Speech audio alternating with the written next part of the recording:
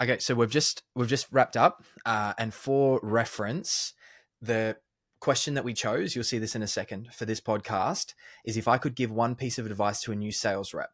So from my end, one big thing that I covered was don't spend money trying to look successful.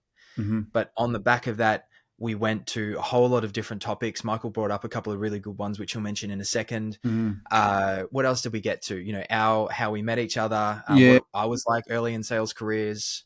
Yeah, I guess what to focus on when you're early in your journey, advice coming into this game. If you're brand new to work, you're 18, 19, this is your first job or one of your first jobs. We didn't touch on it, but maybe another call, if you're corporate transitioning across, you know, you're older, you're more experienced, but you're from the corporate world and you're coming into this world. That's probably a conversation for another day. But there was a lot of advice giving on this call, maybe a bit of pontificating. So I think some of you will like it. There's definitely a lot of details and I suppose actionable insights that we wish someone had told us at that point, Yep. things that are relevant to anyone 18, 19, or, you know, even the first probably 5 to 10 years of their sales career, what you can apply, what you can keep in mind. But there was a lot of good topics and this one was a lot of fun. If I could give one piece of advice to a new sales rep, it would be don't spend your money trying to look successful. Right. How do you feel about that? Are we recording? Is this live? Yeah, this is recording. Let's not. This isn't in it. This is too raw. It could be. This is too raw. This is the whole point. It's unscripted. You got to give me some notice when we're going to start recording. I guess we're recording. Let's do that. Let's do that. Maybe if I could give one piece of advice to a new sales rep, don't spend your money trying to look successful. And then we could go through the typical mistakes, errors, problems that beginner salespeople run into early in their career. Freestyle it. We'll go. Yep, cool. Yeah. Ready when you are. All right. We're already into it. We're already into it, are we? Okay. Yeah. So one thing that I've noticed, and this is again because it's a past version of myself, that when I started in sales, you remember what that was like. You remember me, I was just not a fancy dresser, not a fancy anything. I didn't even own a suit, didn't own any watches. I wasn't driven by that sort of thing. I loved fitness, I loved training, and everything that I owned was gym related. Mm-hmm. And then I noticed that I left that, went into software sales, and I was working with some guys that were selling Fuji Xerox photocopiers in the 90s. And if no one knows what that means, they were the only option. And the idea of a color photocopy was just mind blowing. And these guys, I'm not exaggerating, I saw some checks for $200,000 to $300,000 commission per month back in the 90s. So like, wow, the kind of money that these guys were making, and they were still doing it because they had these accounts like Minds, companies, school groups, all of that sort of stuff. Yep. The money that they had was obscene. And then you have little old me, I'm 22, 23. And, you know, the first year I remember I'd hit a point, it was like maybe 120 or 130K or something like that.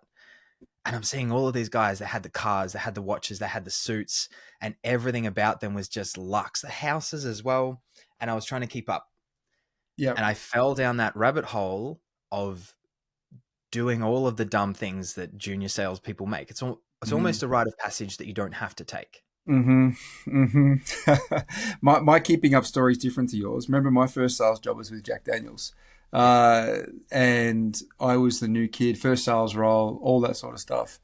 And my version of keeping up was they were all big drinkers. And we went away to a weekend in Ballarat. I was the new kid. I was by far the youngest as well.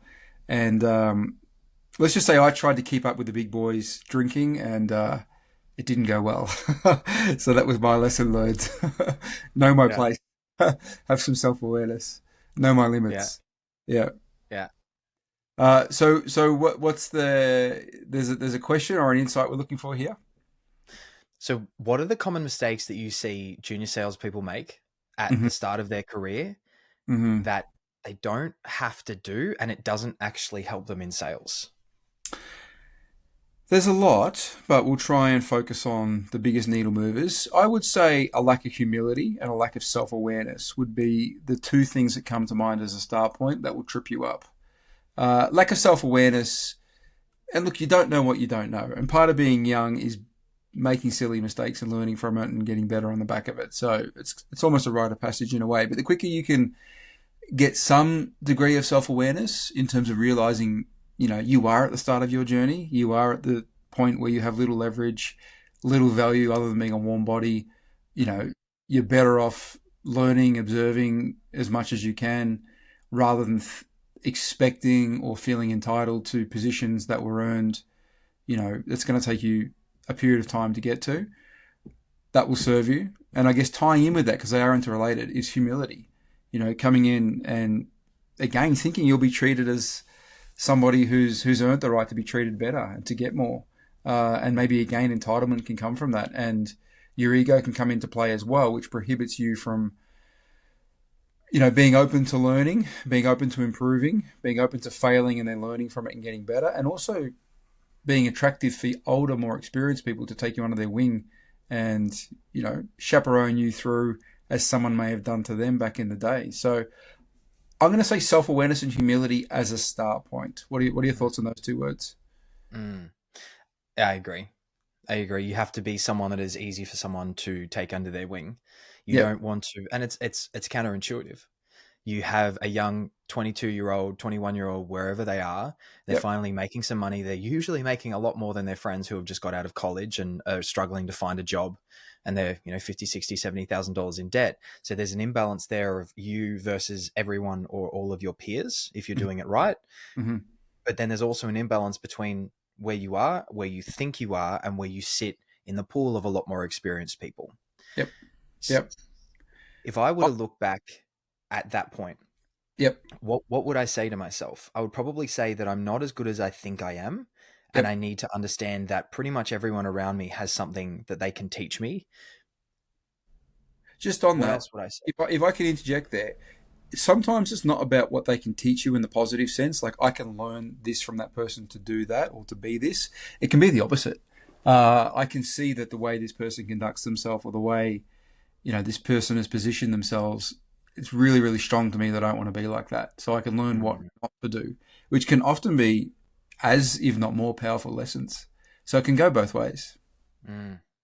If I think of, I told the story last week how when I was 18, I went to university for 3 months, quit, and then worked for 2 years.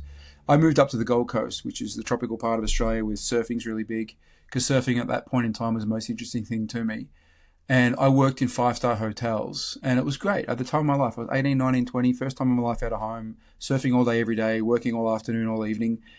Here's my point, though. I was 19, 20, and, living the life at that point in time. But there were guys, and this is the moment where everything changed. There were guys that were doing what I was doing as well, but here's the difference. They were probably 35, 40. They were roughly double my age. And I had a moment of realization one day where I looked across and saw these guys, and I liked these guys, and they liked me. And it clicked. I'm like, if I don't make some changes, I could be those guys. And what is cool and fun at 19 didn't look cool and fun at 38. And I sort of got cold shivers on the back of that. So that's an example of learning from what not to do based on my value set. At that moment in time, I went home and really, really quickly reapplied for university. And then I went at 21. But I went on my terms and did it in 3 years, and it was a great experience and it worked out. The timing was right this time. I chose it as opposed to fell into it. But the lesson I guess I'm saying is, fortunately, I had the self-awareness to look at a bunch of guys, and they were happy, so each to their own, but I knew that I wouldn't be happy if I became a version of that. And I saw a pathway that if I didn't make some changes, I could become that. And that's one example, I guess, of having that self-awareness, having that perspective, and learning what not to do based on your value set from others. It's not that I learned what to do from them, I learned what not to do. So I'm going to combine two of your stories here, two of your examples. Now, I have that person, and I won't name him in case he sees this or anyone sees this that knows, but the story will be very identifiable if they do. Okay. So there was a fellow on the team that I was in. This is when I was selling software. Okay. And he did well. He cruised. He wasn't a hard worker. He had great accounts. He just kind of cruised along on the accounts that he had, made phenomenal money. And he was just this I'm the big dog in the room. I'm this, I'm that. Mm-hmm. And we had another fella join the team. Now, I will name him because he and I were really good friends. His name was Bevan. Now, this fella that I wasn't the biggest fan on, like, he was friendly enough, but just the ego was out of control. And I just thought, that's not how I want to conduct myself in life. That's not how I want to be. And one of the things that he really prided himself on was it pride? Proud? Yep. Yep. He was the biggest drinker in the team. Right. He was. And Right. no one could outdrink him. And then we had this new guy join the team, Bevan. This He's sounds from like my, Shepparton. And yeah. sorry. This sounds like my story with Jack Daniels at the start. Yeah. Yeah. Yeah. And so the fella just said, he goes, every time his plan when someone new joined the team was Yep. just drink really fast at the beginning. He was a big guy, and just put him on the floor. And anyway, he said to Bevan, "You want another drink?" And Bevan said at the start of the night, "Always assume yes. Don't ask." Mm-hmm. Mm-hmm. Well, what we didn't realize is that Bevan was a very functional alcoholic, and he could just drink and drink and drink and drink and drink. Now, this guy, his plan was to just do exactly what Bevan did to him. And I just remember seeing this guy at about 9:30, just couldn't get up off the floor, completely stitched up. And then that was the day we realized, what Bevan was like and everything like that. And that was another one of those moments. It was hilarious to see at the time, but Mm-hmm. also, I don't want to be that guy. No. No. And that was a lesson. Yep. Yep. Yep. Yep. I mean, I stayed 2 years at Jack Daniels, and I've only good things to say about my time there. It was great, but I really, sort of tying in with that sort of culture, I realized it wasn't a culture that I saw a future in. There was a future there, but it wasn't my future. Mm. Super, yeah, heavy drink culture, unshockingly. And I didn't want to be that person. I didn't want to be. So I got out, and then I got into fitness, which a few years later, you and I crossed paths, as we talked about last week, as we've talked about before. Mm. Yep. But yeah, so I mentioned humility and self-awareness, and it's natural when you're young and it's your first job to be low on. I think I was always good on the humility front, not necessarily the self-awareness front. So, for example, when I went to Jack Daniels, I was humble. I knew my place. I was at the bottom of the pecking order, and I was okay with that. My ego wasn't affected. Like, why would it not be there? I'm brand new. I'm the youngest in the team. But it took me a while to develop self-awareness. If I think back now, I can think of some things I did or said that were kind of cringe and whatnot. But I didn't know what I didn't know. And I think you just have to learn those things. And that's why I say it's not a bad thing to come in right at the start with no self-awareness, but it will do you a lot of favors if you can quickly get to a stage where you have it. But it is forgivable to not have it when you first come in, if you're at the start of your journey. There is no substitute for experiences and repetition. Yeah. Like, I would argue the you I met back in the day, which was before the Xerox. Did you say Xerox? Is that what you said? So they were a company that were founded on selling those photocopiers. Right. Yeah. So, I met you before that role, straight out of university. And I would say at the time, and I've said this to you, so this is no shock, I would say humility and self-awareness was pretty low from your end at that point in time. But I recognize. I don't know what you're talking about. I came in, I taught you things from day one. I recognize that right at the start, but fortunately for both of us, I saw potential there, but I knew I'd have to beat out the lack of humility and lack of self-awareness, which it's fair to say we did. Mm. It's funny how quickly things evolve, and it's not necessarily skills, lines, tracks, or anything like that. It comes down to those behaviors and the way you conduct yourself, the way you carry yourself. And what's funny is I'm really good now at mapping out systems that don't exist and following process and seeing structures. And Mm-hmm. maybe I always have that. Mm-hmm. But I started sales Mm-hmm. in a system where there was a system. This is the process you follow. These are the reasons that we ask these questions. This is a sequence that you ask them in. And I don't think most people, particularly those that started in corporate, I don't think they got that. Let's just get out there and knock on some doors. Mm-hmm. And you don't get to see that system, that process, that flow, that sequence. You don't get to see the science of sales. You just see a fella that's been in 10,000 conversations and knows how to sound natural. I mean, that's a good topic of conversation, science and art. What's the where's the split, or how do you look at it? I think a key difference between you and I in sales, we have a lot in common, but we definitely have our differences. I think you're more orientated towards the systematized side, the science side of it. I'm more orientated towards the art. We both have elements of both in it, but I might be 60 art, 40 science. You might be the opposite to that, but that'd be a big differentiator between you and I think. What are your thoughts on that comment? I agree. I see sales and prospect management as a bit of a sequence, as a little bit of a flow. Yep. But I've noticed that particularly in the last 6 to 12 months, Yep. that has, I think it's because I know it. I don't have to think about it. Yep. That has leveled out a little bit more. Yep. It has. Yep. But I think that's a conversation. I think that could be a whole conversation in itself. Yep. So we've touched on that as well. I think we said we were going to do that in a coming week. So how to connect with people that are further along with you than you, as well as the science versus the art. Yep. Yeah, absolutely. Absolutely. And look, it can change as well. Like if I think now it's definitely more art over science, but possibly that's because I've internalized the science that I knew, that I just intuitively feel it. So I don't have to think about it in a structured way anymore, which allows me more to be spontaneous in the moment than I was in the past. So it can evolve. The good thing about a scientific or a methodical approach is it's often easier to learn and easier to teach others. Whereas the art side relies on feeling, relies on, reading the room and touch.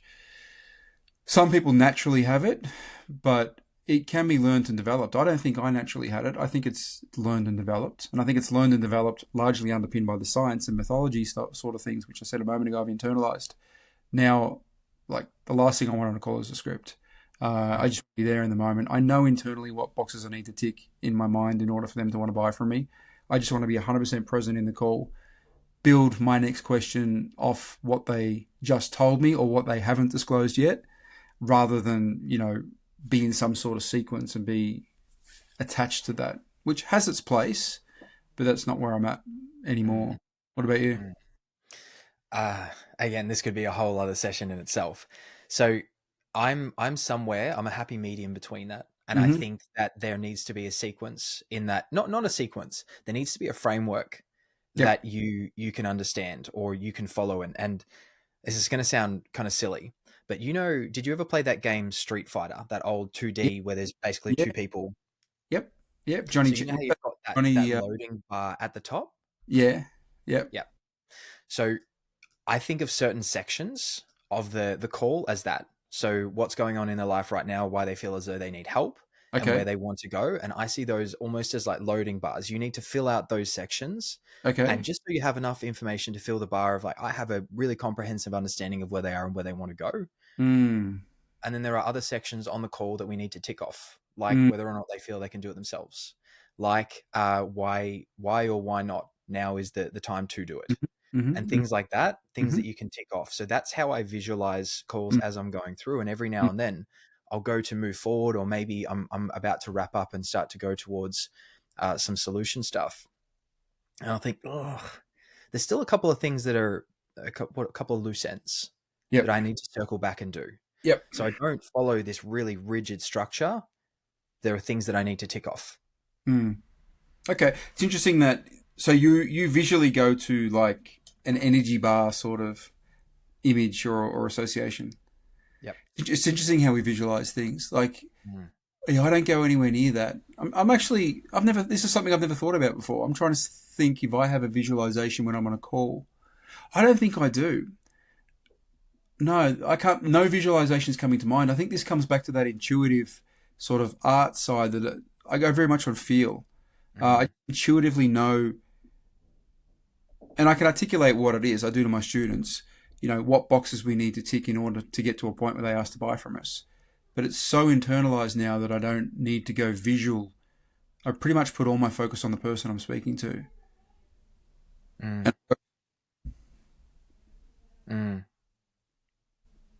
Interesting. Yeah. Interesting. I can do it. So I understand what you mean by feel. There is a feeling that you can have where it's all tied up, like you have an understanding of what's going on. Yep. Yeah. Yep. Yeah. But see, if we go back to our gym days when we worked together, we had that yellow fact finder, we called it. Yeah, the fact Uh, finder. I can visualize, I could probably redo that now. It's Mm. so burnt into my memory. Tell me this: would you put on a scale of 1 to 10 in it if you were to redo it? Well, you got to remember it was a different time. Yeah, and Uh, there was yes momentum in that as well. oh, yeah, yeah, yeah. I did that from Yeah, 2005 until 2014. Now, not in a continuous period of time, but, for large periods of time in that 10-year period. Would I mean, it was relevant back then and it worked back then. I'm not close to it because it worked. My only experience with that question is it did work. And we were selling to a low emotional state. For those that aren't familiar with the term low emotional state, that's people typically in a worthless or a hopeless state. Worthless being, they have a negative self-view of themselves. It's internalized. Hopeless being they attribute their poor state or lack to somebody else, like the man is keeping me down or the government won't let me do this, external. We were typically selling to that type of person without options, without much money, often hadn't been in a gym before, in a terrible state. So it felt like a relevant question at the time for that crowd. mm. I don't know. I'd have to test it. I haven't sold a gym membership since 2014 in person, and I'm no longer connected to that crowd. I'd have to test it. It worked for 10 years. Would it still work? I don't know. Have to test it. What about you? No, I mean, I wouldn't want I to. couldn't deliver it without cringing. I think I'd reword it, but still Yeah. capture the same spirit because where it took you was good. The question for those who don't know what we're talking about was at the very end. It was kind of like the money question. It was a question that unlocked everything. It was about 80% of the way through the questionnaire. And it was effectively on a scale of 1 to 10, with 1 being the lowest, 10 being the highest, how important is it to you that you achieve your goals? And we'd reiterate back to them what the main goals were they told us. So to lose those 20 pounds, to get in that bikini by this summer and have your husband look at you again. Tell me, James, how important is it to you that you actually make that happen? And they usually say 8 or 9. Sometimes a 10, sometimes a 4, but let's say it was a typical 8. They'd circle 8 because we used to get them to fill it in. We'd sit them down and they'd fill it in, take them 5 minutes, a little questionnaire, and then we'd work through it with them. And they'd say, 8 out of 10. I'd say, I can see you've written 8 out of 10, James, which tells me it's pretty important to you. And I would literally I actually would take the glasses off when I asked this question. This was the money question. So, James, I can see it's pretty important to you. Tell me, why is it so important to you? And this is the moment where the tears would come. If there were tears in this call, this is the moment where the tears would come. And we'd let them bottom out, with the tears, and we'd sit there just for a moment. My husband left me yesterday, and we'd let them sit in the pain for however long we needed to, and then we'd start to bring them up. Yeah. And then we'd metaphorically take their hand and say, I got you, sister. You come with me. We're going to make the world a better place. We close at 95%.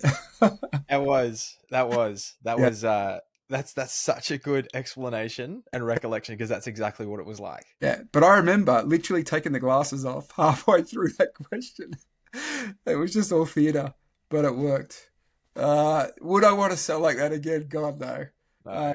Not just that type of solution to that crowd and with that type of questioning, but also the volume that firstly in person as well. We used to on a busy day, we would do 40 or 50 memberships in a day. Yeah, but there's something different about that though. And the more I think about it, between 5 and 7:30 or 8 or 9, whenever we would finish up, that would be absolute madness. But if someone came in during the day, you'd spend half an hour with them, do the sale, easy peasy, you knew what was going to happen. Whereas at night, there were so many people piling in. And they would, do you need a tour? No, been here before. Yep, pretty comfortable with the facilities. You tick off your 5 things. And because there were so many people waiting for the same thing, people were like, oh, I need to get this because there was only 100 available. Yeah, it worked either way. If it was during the day, it was chill. We took our time. We dotted the I's, we crossed the T's, all that stuff. If it was between 5 and 7:30, 8 o'clock p.m., we might process 20 or 30 memberships in that period of time. And we have to combine tours. We'd have to do 5 minutes per person. But there was FOMO. There was real energy created when, there'd be 6 people waiting and they'd see us go to the counter and process them. And then we're kind of half sweating, and we're like, "Oh, don't tell me you're going to join too." Oh, what? Is there none left? Oh, well, let me go and check. Look, there's one left. Do you want to have? Oh, we did all that stuff. Yeah. Yeah. It was the absolute caveman era of It- sales and objection handling. I need to think about it. What do you need to think about? yeah, exactly. We did all that stuff. All It of it. was fun. It was fun. It served its purpose. We cut our teeth. We had a lot of fun. We learned a lot. We made a lot of money. We had a lot of experiences, but I wouldn't want to go back. I'm happy to leave that in the past. Mm, Yeah. mm. I That is could, that is the definition of high volume sales, yeah. repetition for learning. Uh, mental. We used to do over 1,000 memberships in 10 weeks, 100 a week, and some of those days were 30, 40, and a quiet day was like 15. Mm, In fact, it was more like 120 a week we used to do. Um, yeah, another life. But mm. it was good fun. It was But good fun. that process of learning, I still remember where your desk was, and I was still learning sales, and I would have someone at the desk, and then Hmm. you would just have you. I don't even have glasses to do this moment with. I knew exactly what you would do. As soon as it would come back to the counter, you'd be sitting there, facing the wall, Yeah. and then the person would be there, and you'd just whip back around. And you just watch, and I could feel your eyes burning the whole situation. And I would sometimes see the people joining up, just like, staring at us. What's going on there? But that just the head whip around every time. He'd listen, watch everything that I would do. And I I was so self-conscious when I first started. But when sure. I realized like this guy's actually the vehicle to teach me some things, Yep. the whole energy changed. Well, that sort of ties in with self awareness. You had very poor self awareness. Understandably, you were what 20 or 21, straight out of university, first proper job. Totally understandable. You had poor self awareness when you first started, but quickly that changed, and that Mm, sounds like a realization during the change period, and things started to move. Because of your lack of humility and lack of self awareness, being green as grass at the start, which I was too when I started in sales. That was probably that look I probably gave you was probably in the period where you hadn't yet earned my confidence and trust. mm. So I was seeing what I had to, if anything, do there. But Mm. as you got I would better, even so as you got better, just I for backed up. reference, Yeah, there was another guy called Andrew that was at the other club, and we yeah. started at the same time. And every now and then, after you do it a couple of times in a row, I'd text him. I'm like, "Can you just tell him to come over? He's freaking me out. He's watching me too much." For viewers, there were two clubs. Yeah. There were two clubs about 10-minute drive apart on each side of town. Town of about 100,000 people. We had two gyms located on each side of town. So I would spend, I'd probably go back and forth 2 or 3 times a day. Spend sort of 2 or 3 hours at each gym, go across the other for 2 or 3 hours, come back. Prior to Andrew and James, I used to do it on my own, and then it got too much to do on my own, so I started building out a team back in the day. Yeah, Good that's time. it was, and then all right, so did that, and then what was the original topic? One We piece of advice that we're we can talking give about people. somebody new or early in their journey. What advice would be helpful? My start point on that was self awareness and humility. Yours was, I guess, not trying to keep up with the big boys and play a game, Mm, not get qualified to play, mhm. which is fair. Are there any other ones that come to mind? I think we can unpack that a little bit further. Mm, The playing the game. So when you're if you depending on the kind of sales team you join, most of the time if you're brand new, you're going to be joining a team with people that are substantially further ahead, and the mm, high ticket space in particular, it's a young crowd. It's yep, very very rare you find someone that has been doing this for a long period of time in their 40s 50s, whereas in yep, corporate you're just going to join sales teams and there's people that have built wealth over decades, yep. and you come in and you try and compete with them. And even apparently at the sales con that just went recently, there was a lot of people really early in their sales career that had very expensive watches. Now if you love watches and that's what you want to do, 100% go for it. You But got. as someone, Have you got setters that have got 3 months experience rocking a Rolex? Have you? Is that sort of where you're going with this? apparently Okay, apparently interesting. Okay. Yeah, and I see people do it, and I understand how they feel because it reminds me of a past version of myself, Mm, right? I bought the suits, I bought the car, I bought the watches. I don't even like watches, mm, but I did all of this stuff to try and keep up, and I realized that that is a really good way to earn amazing money but stay poor. If you're mm, spending all of this money to impress other people, but then they're kind of doing the same, and there's this thing that happens in sales where you spend money to look wealthy, Mm. uh, but you're kind of putting yourself in a bad position. And Mm. I even see people, they've spoken to me, they'll get a little bit of money and then they'll go out and borrow a heap and then buy a Tesla or an Audi or something like that. And then a few months later, they're looking at trading it in for another one to save $100 a month. If you're Mm. worrying about $100 per month on a car repayment, you probably shouldn't have that car. And Mm. I can tell you firsthand experience, there's nothing there. Now, there's something to having a nice, reliable car, but particularly when you're starting your career, don't worry about having the nicest car. Well, Save that. there's an Australian guy called the Barefoot Investor, Mm, Scott Pape, I think his name is, or Scott Pope. And I distinctly remember reading his book 20 years ago, give or take. And it was aimed at young people, sort of who mm, were financially illiterate and wanting to change that. Sort of like the rich dad, poor dad sort of concept.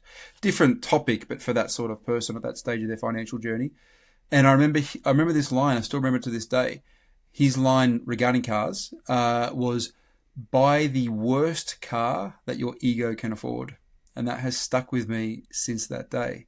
But I think if we talk about setters with 3 months experience, rocking Rolexes, and everyone else, or all other examples that draw from the same principles, I think there's a tie in there with what I said earlier, which is self-awareness and humility.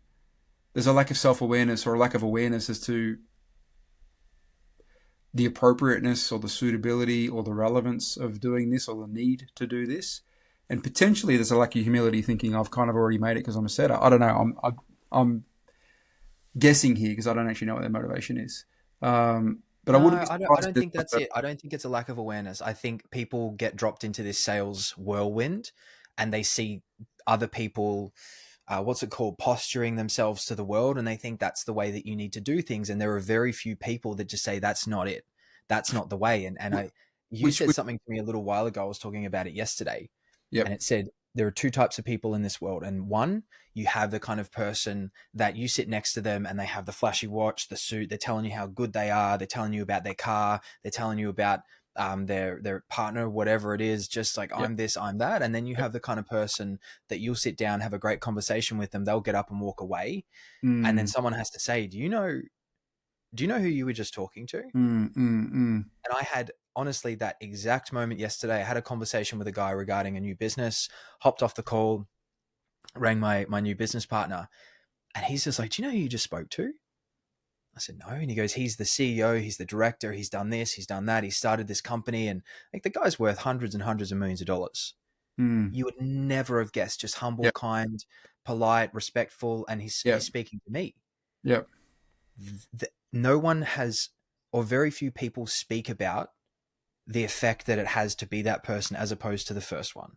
Yep. And I Yep. think that's a topic that should be unpacked more. Yep. Yeah, it comes back to your reference points. I mean, if your reference points are, Andrew Tate and Iman Ghazi and, those types, if that's your which is understandable if you're a young guy. Like, if you're a young guy who maybe hasn't grown up with strong male role models or, is somewhat isolated in your upbringing, I can understand how young guys can go for that. I really can. And I don't judge them.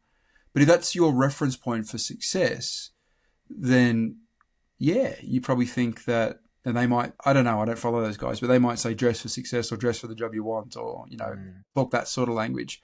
So if that's going on, I can understand how some young guys, maybe ladies too, I'm not sure, could do that, could create that scenario where they're spending way more than they should be spending, where they've put themselves in debt for a watch and a car and a trip to Dubai to get some photos and God knows what. Mm. And then their ability can't cash those checks. And I could imagine that would create a very stressful situation. Whereas if I look at the people that I define as successful, and yes, I'm a fair bit older and a fair bit more experienced, but you know this, you've seen my world here in Guatemala. I know some really, really, really successful people here in Guatemala. And also, in Peter's world and in some of the masterminds I'm in and all that sort of stuff. None of them, and I can't think of any exceptions, are materialistic in the sense that there's a big flashy Rolex and the teeth and all that, sort of jumping out at you as soon as you meet them. Like, Mm. that's the world I know of success, and there's other worlds and other levels, of course, but the world I know, it's none of that. It's Mm. unbranded stuff. Or if it's branded, it's subtly branded. Like the brand is inside in the tag. It's not like across here saying Louis Vuitton or whatever it is. You're more likely to see them in an Apple Watch like I'm wearing than in a. I started a few weeks ago, caved. You got one, yeah. Okay, it's Yeah. more likely to be that. I mean, again, it depends on the circles you move in. Of course, there are circles where that's not the case, but yeah, it all depends on how you define success and Mm. how those successful people live and how you want to live on the back of that and how you want to carry yourself and how you want people to see you and all that. But yeah, I wouldn't. I'd advise against getting sucked into that world. Well, I'm going to add a caveat to this. So I read Mm, a study, it'd be nearly 12 months ago now, and they did mm, a study on just this, and then they wrote a book about it, and they were assessing the fake it till you make it. mm, Across the board, it said the expensive suits, the watches, the projection symbols to the world, they don't actually help you. But the only fake it till you make it metric that they could prove within reason, you've got to add within reason because these things can be disproven, sure. was that if you are a person that's trying to ride that corporate ladder up or climb that corporate ladder, and you know that you need to be in a big city in your particular field. So say if you're in legal or something like that, you need proximity to the right kind of people. You need proximity to those kind of networks. And for you to climb that ladder, you need to work really hard, but you also need to have the connections. So the thing that they found is that if you splurge a good proportion of your income to Mm, live in a wealthier suburb, in a mm, more expensive apartment building with more people who are in mm, the demographic that live the life that you want to live, mm, by you having proximity to those people, mm, regardless of what you wear, but mm, by you having proximity to those people and mm, being surrounded by that, having that as your marker, as mm. well as having those kind of conversations, that was the only splurge that you could do that could be considered status. Or I live in this suburb, or I live in this apartment building. Mm. That's the only thing they found that had quite an Proximity. effect on your Prox- career. yeah, proximity. I could see how that would happen. Proximity. Uh, you know, yeah, I could see that. All of a sudden you're playing tennis at the tennis club where the boss Mm, is, or you're going to the gym where he is, or mm, you're jogging the same path every morning. Like I can totally see that. But I guess the world that we're in, which is remote sales, I've been in it in some shape or form since 2017, and 100% committed to it since the start of COVID 2020, March 2020. Here's where I'm going with this. I don't recall ever, and being that all my calls are on Zoom, okay, there's been periods where it's been on phone and whatnot, but most of it Zoom. I don't recall ever once talking about watches, seeing my prospects' watches on the call, or showing my watch on the call. If you think of our bread and butter as being Zoom calls effectively, or phone calls, who's going to see this watch? And who are you selling to that it would actually increase the likelihood they'd want to buy from you if they saw your watch? Like, I just don't see the relevance in that regard. Now, I mm, know a lot of it is about emulating people they perceive as successful, like the people I mentioned you see on YouTube and Instagram and whatnot earlier. But I don't really see the carryover or the tie-in for what we do mm, in this world. Like speaking of SalesCon, I've met Dean in person. I've met JD in person. I don't think I've met any of the other speakers in person. I don't believe any of them had Rolexes on or No, Dean equivalent. was in Crocs and shorts. I Yeah, saw I a don't. couple of pictures. I thought that was quite Yeah, funny but in the when I video. met them, yeah, Dean was going up for his bodybuilding competition the next day to Chicago. We met in a coffee shop in Nashville. I can't remember exactly what he's wearing, but I'm pretty sure it was like sporty casual. Mm, And so was I. And none of the photos I saw, I did see some photos of SalesCon. I didn't see those guys. I didn't see any of those guys dressed that way. So I've just, outside of those mega influencers that I mentioned earlier, I don't know who they're emulating or what they're basing that on as a needed aspect of success in this game. mm. Maybe there's answers I don't know. I don't know, but I don't see it. Let's look at the other side of this. So what we've done thus far is we've listed a lot of things that someone should not do early in their sales career. Mm, But if you were to give a little bit of advice to someone that was early on, whether that be about humility or being able to be mentored by the right kind of people, or Mm. anything that we've spoken about on this call, will give a little bit of insights. What would you say to that person? Well, it depends. It really depends on where they're at in the journey. And what I mean by that is, are they like 18, 19, 20, and this is kind of their first job? Are they pivoting across from corporate and they might be a little older and they've had some sales experience and business experience, but they're coming into this world? So it would depend on which of those two it was as a start point. It would be different advice for either. For the 18, 19-year-old, green as grass, no track record, but hungry, I would encourage them to lean into the aspects that they have, which are strong, which is probably energy, which is probably enthusiasm, which is probably optimism, which is probably eagerness. Lean into that. This is an asset for you at this stage of the journey. Look to be as incredibly humble as you can, because nobody owes you anything. You're a warm body. Like, other than doing grunt work, you probably don't have a lot of value to offer right now that doesn't make you replaceable by somebody else. So I would say accept that, but use it to your advantage. Do that crappy work that we've all had to do, which will serve you later on. We talked about cold calling last week and how we both felt it was the making of us getting good at it. You can draw positives from grunt work. You can earn the trust and admiration from higher ups from your ability to execute grunt work. And then they're like, this guy's made of the right stuff. He's got no skills yet. He's green as grass, but he's enthusiastic. He's a keen learner. He's humble. He's got good energy showing up. He blows it, but he learns from it, doesn't repeat that mistake, and keeps moving forward. He's worth investing in. Let's pay some attention to this guy. Before you know it, you may have a mentor, or you may be encouraged to do some sales training. Maybe they even pay for it or provide it, because I see a future in a guy like you. A period of time passes and you're outside of the grunt work and your self-awareness is up and your skill set's up, and now you've got a platform. That might be a couple of years. But now you've got a platform to start doing things on your terms, or you're closer to the point where you can do things on your terms, where you can pick and choose more or less whatever A-grade offer you want within reason. You've got amazing people in your network. You've got amazing reputation. You can create opportunities. People come looking for you. I mean, that'll probably take years, but that's built on the sort of foundations that you're starting to build now. So my point, I guess, is be aware of that and embrace that. That's how I would advise a youngster coming in. What about you? Those are all really good points. And I think what I have to say is a version of that, is that you are so young. If you're 18, 19, I know it doesn't feel like it, and I sound old saying that.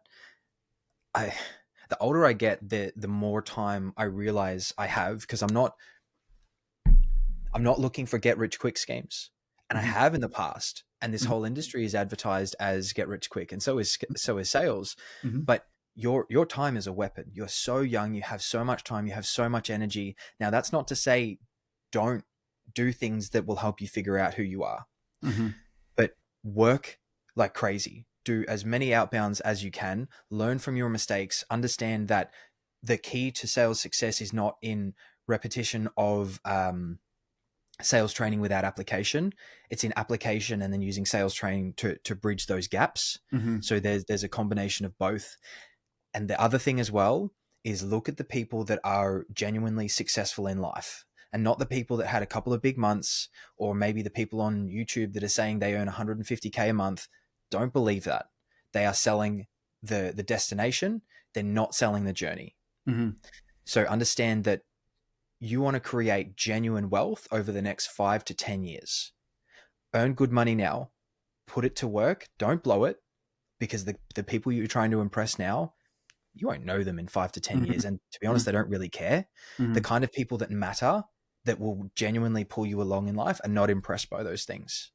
So build a plan of A, improving yourself as much as you humanly can. B, taking time away from this as well. So don't just work with no break. Go backpacking by yourself. Get away. Do things that enable you to learn about yourself, but all working towards that much better version of yourself in 5 to 10 years. And that time is going to pass anyway. And you can either be chasing that dream or that pot of gold at the end of the rainbow month after month after the month, and then get 3 years down the track and look back and think. And I've had this conversation with some people. They started the same time as some other people that are now killing it. And they're like, why can't I have that? It's because they made decisions then that led them to where they are now. They weren't just chasing that pot of gold from the beginning. Yep. And I know that's a bit of a rant of an answer, but if someone had have said that to me a long time ago, and I look back, I even get notifications of what I was doing 5-6 years ago, life is completely different. Yep. So many iterations, and it's not that long. Sure. I mean, I touched on this on last week's call, but look, to make it about you for 1 second, if we think of the you that came here in 2019, exiting corporate, and then the you that I'm speaking to right now, literally 5 years ago, 1 month it'll be 5 years ago. I mean, they are not the same person. No. At all. But right, you as well. You're a very different version of yourself than you are then. Yep. Okay, that's interesting. Very. We've talked about you, but we haven't talked about me. What do you see that's different? I think I said this on a previous podcast with you, is you had the intent, you did not have the application. And I feel like you had the very raw ingredients of execution, but it was not there. And you were doing the same amount of work, if not more, but your application was your smaller stores, selling your things that were a lot cheaper. You didn't have the skills, ability, the version that you presented to the world is not the version that's here now. And this is a lot more refined, a lot more direct, a lot more sure of which way you're going, what you're doing. Yep. That's fair. Still not trying to please anyone. That's fair. Look, this is an ongoing theme, and it never ends. You don't know what you don't know. I was in remote sales from 2017, but not in the world we're in here with all these Facebook groups and, all that stuff. There was a company here in Guatemala that sport fishing, high-level sport fishing, aimed at the American market primarily, because sport fishing is really big in Guatemala. Friends of mine own the business, and they needed some help with sales and marketing, and I did that up until about a year ago. I still had that account until about a year ago. I left on good terms, and that was me. Not even doing Zoom calls. It was on Skype and FaceTime, doing a version of this, but with zero awareness of this world, like zero. But I didn't realize that was the tip of an iceberg.